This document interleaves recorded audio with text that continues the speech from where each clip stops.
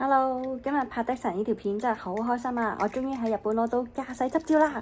今日想分享翻喺日本考車牌嘅方法。咁如果你本身喺自己國家已經有駕駛執照嘅話，咁都可以參考下我呢個親身經歷嘅。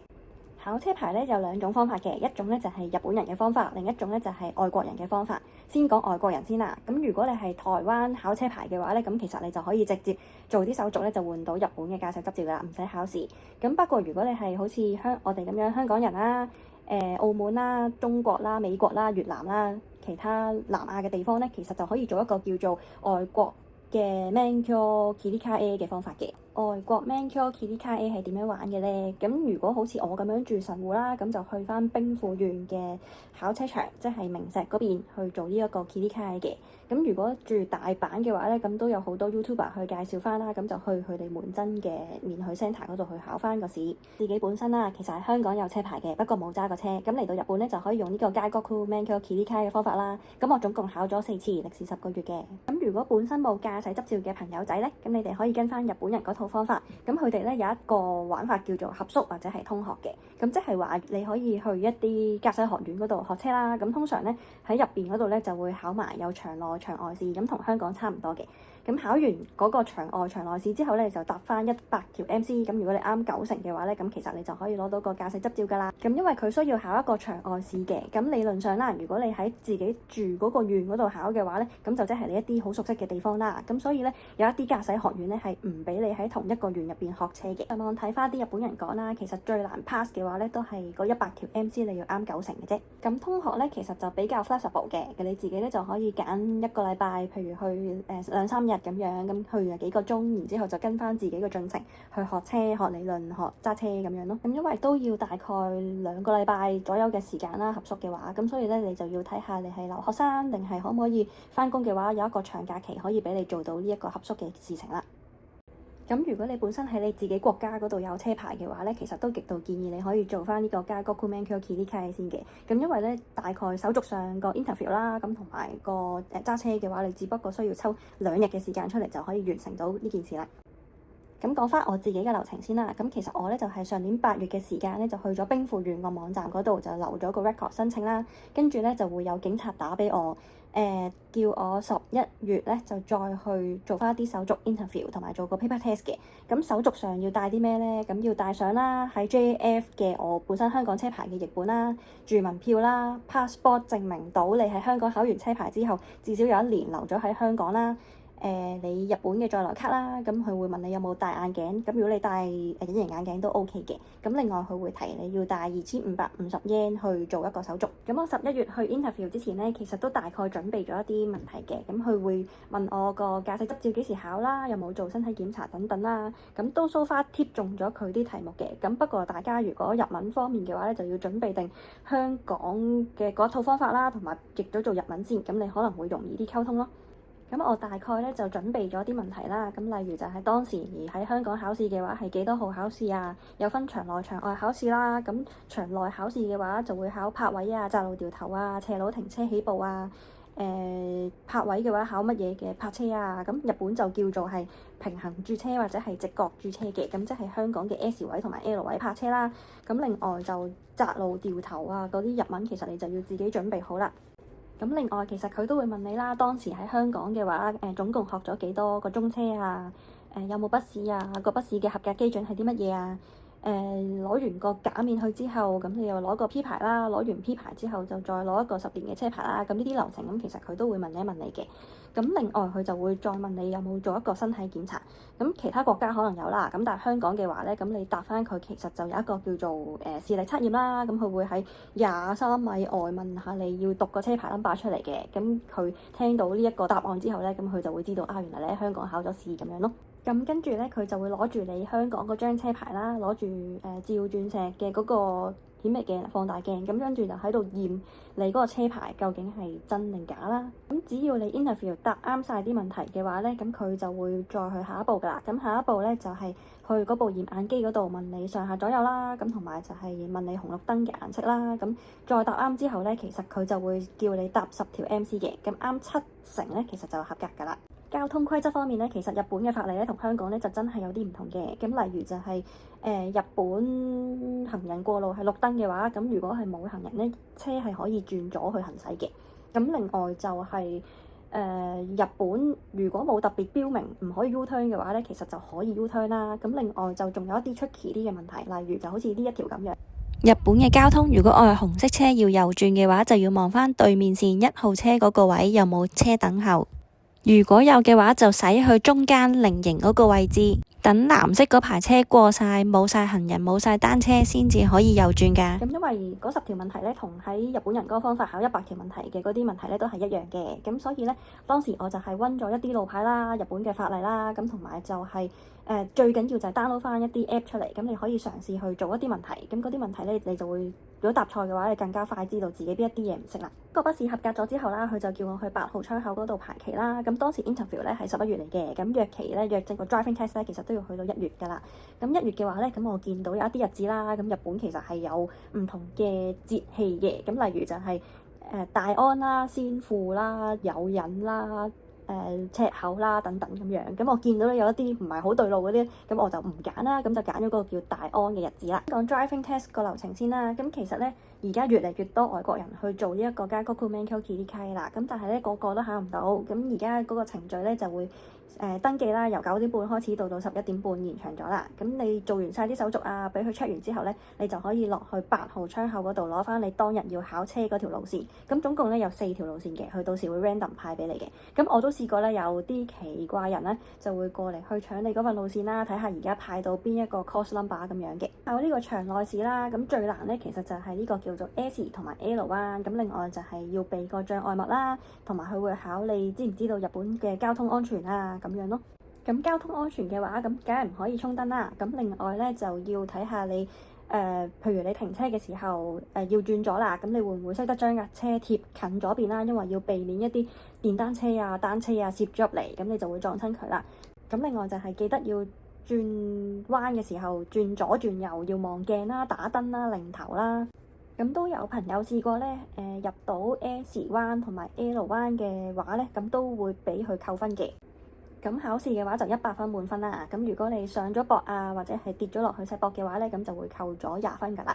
咁而家好似係放寬咗嗰個合格率，咁之前就係80分，少過80分嘅話就即刻唔合格嘅。咁而家最近一次好似聽到70分就可以合格㗎啦。咁如果你真係唔好彩遇到呢啲上膊或者係跌咗落去啲坑嘅情況嘅話咧，咁都唔緊要嘅，唔使驚。咁你就可以咧就做翻一個掉頭嘅動作啦 ，reverse 翻架車啦。你記得要 check 齊嗰5個視點啦，咁跟住就再去褪車嘅。咁如果你真係成功褪到車嘅話咧，咁你亦都可以繼續完成埋成條路線啦。咁我第一次考嘅時候啦，咁我係第3個考嘅。咁我係後邊嗰個人咧，其實可以做 observer，坐喺架車嘅後座，望住前面嗰個同學仔點樣考嘅。咁嗰個阿 Sir 咧，其實就好多肢體動作啦，喺度嘻嘻鞋鞋啊，又除帽啊，咁樣又較低車窗去吹啲山風啊，咁搞到其實我自己啦，唔係考嗰個都好緊張啦。所以如果你想去攞下經驗嘅話咧，都極度建議你去一啲駕駛學院嗰度試下揸下場內嗰條路啦。咁你可以攞翻一啲大概嘅感覺或者經驗先啦。咁我自己嚟講咧，其實就去咗3間唔同嘅駕駛學院啦，同埋有2個私人嘅阿 Sir 去做一個補習嘅。咁希望就可以試下場內點樣去練習，令到自己會熟練啲。院咧其實都有好有唔好嘅。咁我通常如果補2個鐘嘅話咧，有啲駕駛學院咧就淨係俾你可以入到2次 S 同 L 彎嘅啫。咁另外就喺度停你架車啊，逼你喺度聽佢講廢話啊咁樣。咁其實咧你就實際操作唔到嘅。嘅時候咧就揾咗一個私人嘅阿 Sir。咁因為我本身有車牌啦，咁喺日本嚟講咧就叫做 paper driver。咁呢一個阿 Sir 嘅話咧，佢係一個叔叔嚟嘅，咁就但係佢係講關西話啦。咁首先就唔係好聽得明佢講咩啦。咁另外咧，我喺香港學車嗰陣時，嗰個 muscle memory 咧已經記住要掠豬腸噶啦。咁嚟到日本咧，原來係唔可以咁樣做嘅，反而要交叉手。咁所以佢每一次見到我咁樣做嘅咧，就會打我啦。咁另外就係嗰個阿 Sir，佢因為嗰個係私人車嚟嘅，咁佢又好驚我揩翻佢架車。咁去到某一啲位嘅時候，咁佢就會直情係掂我嗰個軚啦。咁等我唔會再整跌架車啊，或者撞到嘢咁樣啦。咁所以咧就唔係好知道自己邊一個位出錯啦。好啦，咁另外有一個私人嘅阿 Sir 啦，咁真係好唔錯嘅。咁 book 佢2-3個鐘嘅話，咁佢都係不停叫你可以去入 S 彎啊、L 彎啊，佢會幫你 book 埋場去練習啊。咁務求就等你可以練得多越好咁樣咯。咁所以咧，其實就經過呢一個咁多個鐘嘅自己揸車啦，咁入嗰啲彎其實都叫做係好順利嘅。就唔知點解去到真係實際考試嘅時候，之後嗰第2、第3次啦，去到 S 同 L 彎門口都係可能覺得好驚啦，又或者係我練車嘅時候咧，用嗰架車通常就係 Toyota 嘅車嚟嘅，咁個車身咧就比較高啲啦。咁我發覺咧，就去到考車場嘅時候，嗰個車款係萬事達啦，咁另外就係個車身比較低啦，咁所以我望出去嗰個視覺咧，成架車就比較闊，咁你去到嗰個路就好窄啦。咁另外嗰個軚盤同埋個 brake 咧，其實都好鬆嘅，咁即係話你一放少少手或者係放少少腳嘅時候，呢架車就會即刻流得好快啦。咁因為拍嗰個 S 同埋 L 彎咧，就需要定住架車2km、3km 咁樣去做嗰個轉彎嘅。咁如果你太快嘅話咧，其實就會死㗎啦。咁另外個視點好低啦，咁所以咧我自己去到最尾一次考試嘅時候咧，就帶埋個 cushion 去，咁就可以等我自己咧坐高啲個人啦，睇得到嗰條路前面係點樣啦。咁另外就個側鏡啦方面，咁都可以去做少少調整嘅。咁平時嚟講咧，就應該係架車嘅水平啦。咁如果你將佢望個調翻落去，見得到個車轆嘅話咧，咁你就會更加容易睇到 S 同 L 彎嗰個石壆嘅嗰個位置啦。咁你自己亦都會安心多少少嘅。做咗幾次啦，咁所以咧都極度建議咧大家去翻車場嗰度做一個場內嘅練習啦。咁入邊嗰啲阿 Sir 會話翻俾你聽，基本有啲咩嘅位，交通安全嘅位要留意啦。咁另外就係你可以試下行下個場啦。咁同埋最緊要就係你要學下點樣修正翻架車，做翻 reverse 嗰個動作。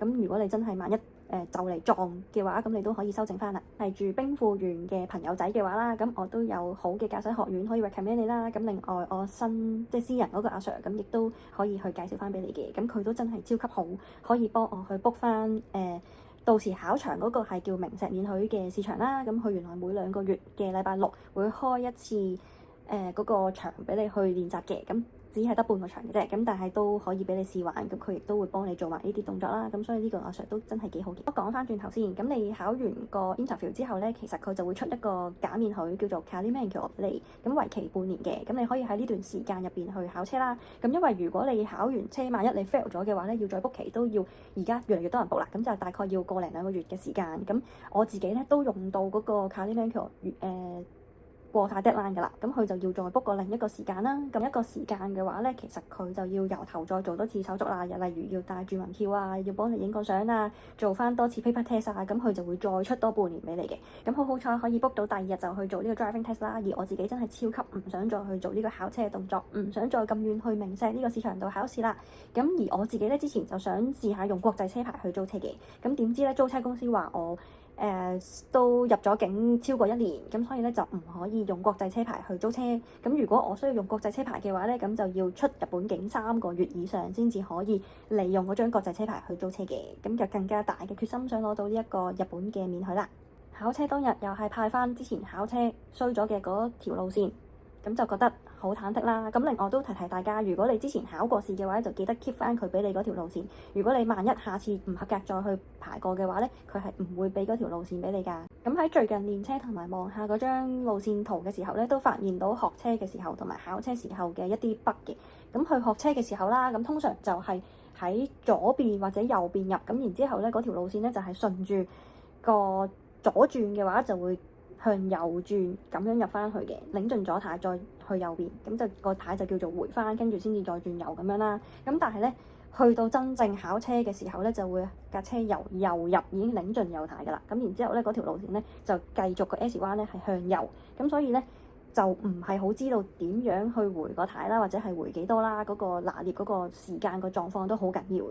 咁所以咧，如果大家有機會嘅話咧，就揾阿 Sir 去啱嘅車場去練一練翻會比較好。而最尾一次考試啦，咁我都專登埋去架車度望下啦，咁包括望下佢個車款啦，佢嗰個速度計喺邊個位啦，咁佢就係喺嗰個軚盤嘅上方嗰個位嘅，咁都隱藏咗，唔係好睇到啦。咁同埋佢係指針嚟嘅，咁所以都唔係咁易睇啦。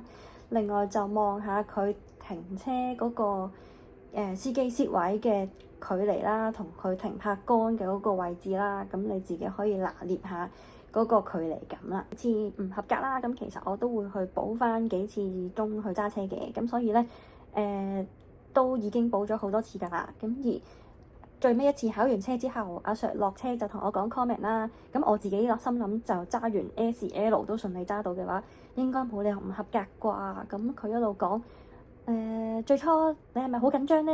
咁跟住越嚟越好啦，係咪好俾心機練習啊？咁我自己已經忍唔住想喊㗎啦。咁跟住阿 Sir 又再重複講多次呢啲 comment 啦，係咪玩我啊？咁跟住咧，咁佢又再講咗輪，然之後咧，佢最尾嗰句話：你終於合格啦！咁我就忍唔住狂喊啦。咁然之後就入翻去市場嗰度坐低。咁後尾咧就都等搞嗰個手續，都搞咗成3個鐘啦，去到5點先至順利搞晒所有嘢。咁而合格嗰幾個同學仔啦，咁佢都同我一路等嘅時候喺度問我：頭先見到你喊，我以為你唔合格咯。等嘅過程咧就要買一個收入印紙啦。佢哋做完文件之後咧，就即刻喺呢度影相，然之後就即刻攞到張證啦。講下點樣去明石免許 centre 啦。住兵庫縣嘅朋友仔喺 JR 明石度落車，喺個站度見到有指示話去免許 centre 要去7號巴士站，喺山陽電鐵 KFC 出口呢邊直接行出嚟，行去對面商場嘅右手邊最尾嗰個巴士站就係7號啦。7號巴士站有好多架巴士嘅，不過全部都會經過免許 centre。有啲人唔啱路線會唔上車，咁我哋去明石 centre 就全部可以上。架巴士大概搭15分鐘，直接喺呢個位落車。呢半邊考場就係 Open Day 會開放嘅位置。到咗之後就揾7號窗口，喺呢度問下人龍尾喺邊度，跟住排就 OK 啦。由11點半至1點鐘有一個見學嘅時間，可以俾你用腳親身行下嗰條路線，可以利用呢段時間熟習下條路線，望下啲燈位同埋掌握下個距離感。咁以上就係我考車嘅心得啦。咁希望嚟到日本嘅朋友仔都可以順利考到車牌啦。咁如果住兵庫縣嘅朋友仔，你都想要私人嘅教授或者駕駛學院嘅 recommendations，咁你都歡迎去 PM 留言俾我啦。咁就下條片再見啦，拜拜。